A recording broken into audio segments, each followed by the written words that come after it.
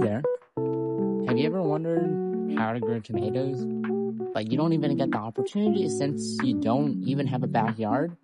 I'll be answering this question on today's episode of Pengu's Garden. I'll show you if you can grow tomatoes in pots or not. Any gardener who's been growing plants enough knows that tomatoes are probably the staple of every household garden.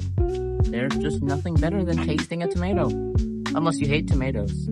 So for a lot of us, it seems like a dream to grow a huge tomato plant with a bunch of fruits, trusses and trusses of cherry tomatoes that you can eat right after garden. The problem is that tomatoes have really large roots and they kind of dig down deep into the soil, and a lot of us don't have the opportunity to provide that for our plants. This is because we're either renting a house or we have a concrete floor where we don't have access to soil, or we're up on the air on a balcony where you can only resort to container gardening. Now at this point in the video, most of you are probably thinking, oh, so to grow a huge tomato plant, I need a super large pot that's going to probably weigh over 300 pounds. That's great. I can't fit that, so I'm not going to grow them. Truth is, that's actually not true. You can actually grow tomatoes in a fairly normal sized pot, even if you don't have ground. And at this point, you're probably thinking, well, of course, determinate tomatoes can grow in pots. They don't get that big. They're only around up to 3 feet. Well, I'm talking about indeterminate tomatoes too, and I'll show you why in just a second. These are my Roma VF bush tomatoes, and these are growing in 5-gallon grow bags here. And yes, it's nighttime because I did put the wrong camera angle on the last videos that I recorded, so yes, I apologize for that. But as you can see, there are tons of flowers over here, and there's even some fruit starting to form, which is really good. These tomato plants will not get very big. They'll only get a max of around 4 feet, and I highly doubt that since these are only around 2 feet right now. Unlike my bush tomatoes, which only get a few feet tall, these are my indeterminate tomatoes, and these can get up to 15 feet if grown in the ground. And as you can see, these are definitely surpassing the 2 feet mark, and there's tons of flowers on these too. The only difference is that these ripen kind of in stages and not really all at once, while bush tomatoes kind of set their fruit mostly all at once, and that is perfect for canning or sauce. The truth is, you don't have to worry about pot size as much as people say there is. In my experience, a 5-gallon pot works just fine for tomato plants.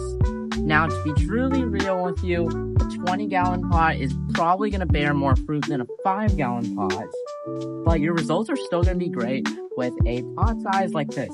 One of the big problems with growing tomatoes in pots is trellising and keeping them stable.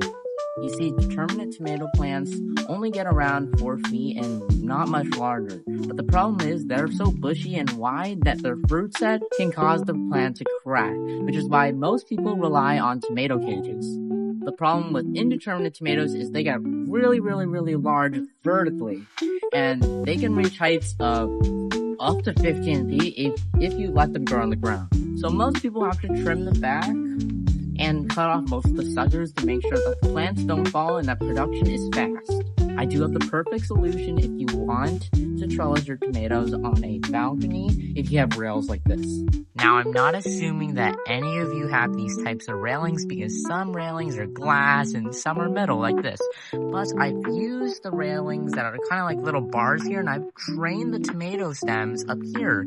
So as you can see, I've kind of put some string down here, and I even have some on the other one over here.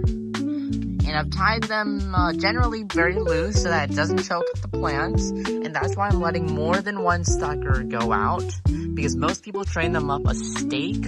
I'm training this up the whole bar here, so I can just tie one sucker over here. This is not a tomato plant, but this is kind of another example of how you can use your railing to trellis the plants. As you can see, I have this watermelon plant here, and this is definitely not a cucumber, but I have tied it to the railing so it can climb up like here instead of it just sprawling around, which is very convenient. Now, some people assume that determinate tomatoes do not need any staking, and while that is true to some extent, they do need a tomato cage or something to support the heavy load because they produce all their fruit at once in a span of 2 to 3 weeks. And I do not have tomato cages right now, but I am doing a temporary solution by tying some twine to the railing and just tying it around the plant. And as you can see, it's kind of holding up a little better than it was a day ago, or it was kind of just leaning it against the railing, and that wouldn't really work in my situation. Now, of course, if you don't have any of those resources, you're always allowed to let them just flow freely. And you can do that, and it's not always the best decision because it can cause lack of airflow, which then can lead to disease, which is not really what we want. But tomatoes, especially indeterminate tomatoes, are vines, so they should be vines falling across the ground and they won't snap as long as you keep them steady. That's basically it for today's video. If you want to see my future videos, make sure to subscribe and make sure you follow along on the channel for more updates in the future.